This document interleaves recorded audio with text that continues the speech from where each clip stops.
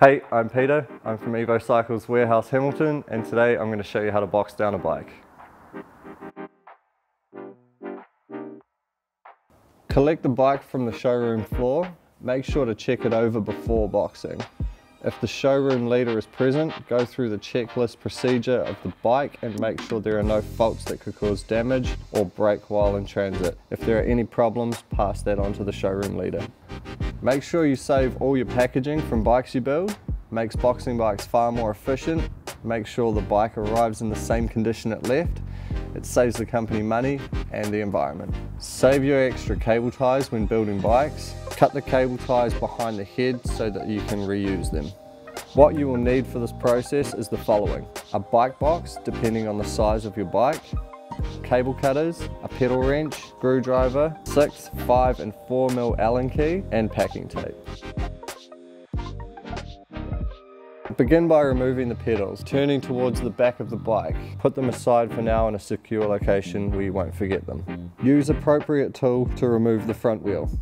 Put the axle back into the fork securely. With hydraulic disc brakes, remember to insert a pad spacer. With the rear gears, shift into the gear closest to the spokes. This helps prevent any bangs that might occur in transit. Grab some packing material, preferably foam, to wrap the main frame on the down tube, top tube, forks and other connecting points. Install a crank cover.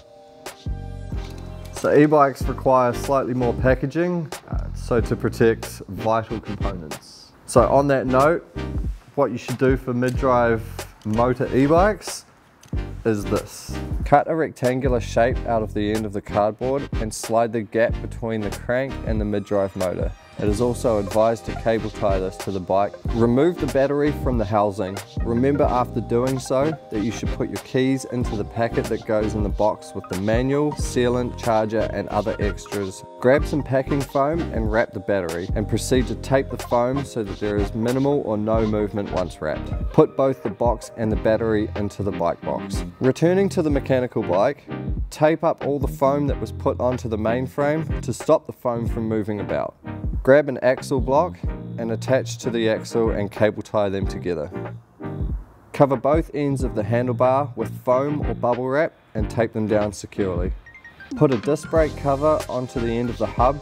This prevents the disc from being bent in transit. Attach the wheel to the bike in one motion.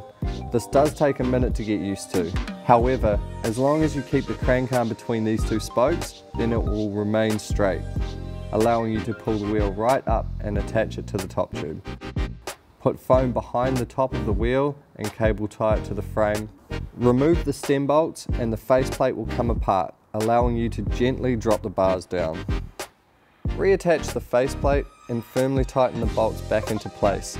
Grab the handlebars, gently taking the cables above the stem without catching on anything. Cable tie the bars to any part of the frame with foam behind it. Cover the stem with packing and either secure it with a rubber band or cable tie. Put a rear end frame protector onto the bike. If you don't have one of these, then you can fold over a piece of foam and cable tie it securely to help protect the rear derailleur. Remove the bike and press the dropper down. Add seat protection with plastic and cardboard. Provided all the steps have been followed correctly, then both the wheels should be pretty close to flush with each other. Proceed by putting the bike into the box.